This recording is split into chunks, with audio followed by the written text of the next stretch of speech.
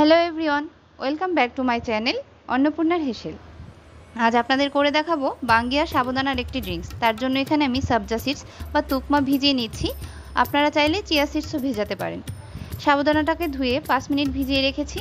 এবার একটি পাত্রে জল ফুটে উঠলে ভেজানো সাবুদানাটা এর মধ্যে দিয়ে দেব।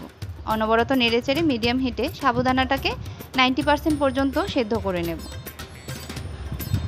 সাবুদানাগুলো যখন প্রায় সেদ্ধ হয়ে আসবে, সবগুলো সাবুদানা উপরের দিকে ভেসে উঠবে। এরকম হালকা একটু সাদা ভাব থাকাকালীন গ্যাসের ফ্লেমটা বন্ধ করে দিয়ে একটি ঢাকনা দিয়ে ঢেকে দিলে বাকিটা কুক হয়ে যাবে।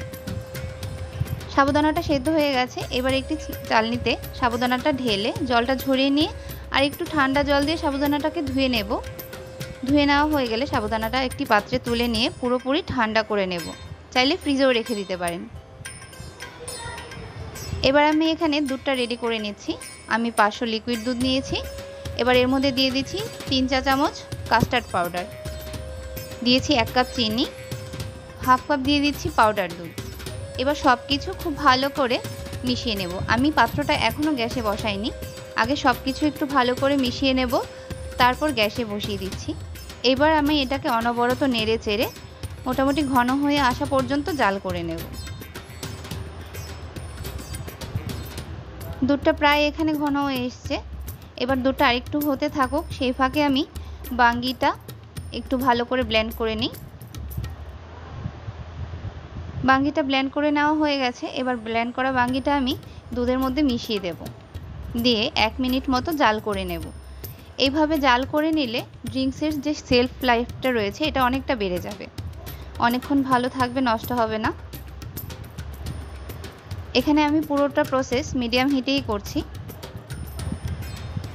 অনবরত নেড়ে চেড়ে 1 মিনিট আমি ভালো করে জাল করে নিয়েছি।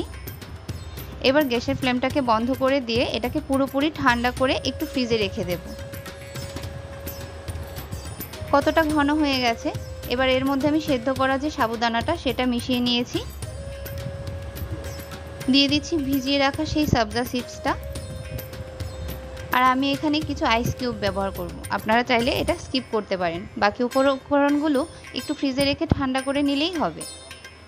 এবার সব কিছু খুব ভালো করে একসাথে মিশিয়ে নিয়ে আপনাদের পছন্দ মতো সার্ভ করতে পারেন।